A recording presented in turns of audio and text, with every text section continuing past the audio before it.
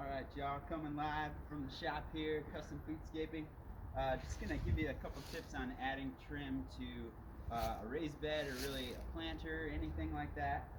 Just a couple quick tips for you. I've got my little planter here. This is 3 by 2 wide, and so I've got my trim. The material I have for my trim is this 3 by 1. So I know it's a true 3. I can just pull my tape across it right there, and yep, just a 1/16 or so shy of 3 inches. And so I know my trim dimensions now. So I like to have it hanging over the edge when I put my trim on here, about halfway on either side. That way one side isn't more tippy than the other. If it's hanging over real far, it might want to roll over just a hair. So I know I want to hang over halfway on either side. My lumber is 1.5 wide, and so that leaves me 3/4 of an inch on either side to hang over, since my trim is 3 inches. So I'm going to measure my length here. I'm pretty sure I'm right at 3 inches. Yep, there it is, right at 3 feet rather, 36 inches. So I'm going to go ahead and add my 3/4 overhang to either end. So 3/4 and 3/4 is 1.5.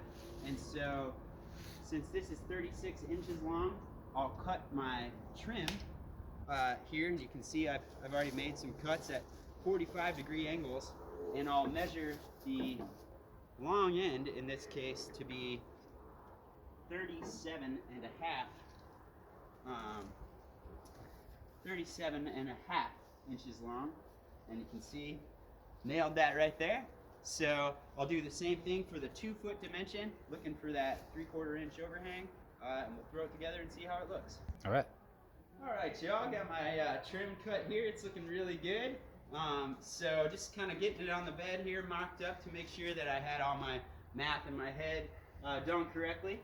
So we'll get this last piece thrown in here, and I'm just going to go ahead with my handy tape measure here and just kind of come around and make sure I'm about 3/4 of an inch is what I'm going for the overhang. So I'll scoot that over until I'm at about 3/4, and then I'll check this way. Needs to come back just a hair. So there we go. We're hanging over 3/4 on either side.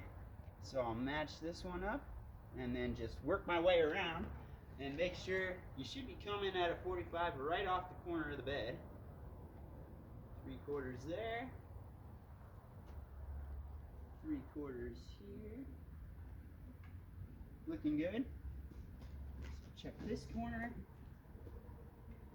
3/4. 3/4.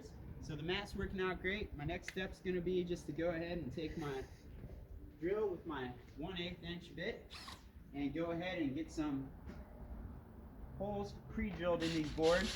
This 1x material can split really easily, so we always pre-drill to make sure things are looking good in the finished product. And last step is just to go ahead, and after you pre-drill, go ahead. I've got 2.5 inch screws here, right down the middle, so I know I'm catching all of my bed there, so this thing will be on here nice and sturdy.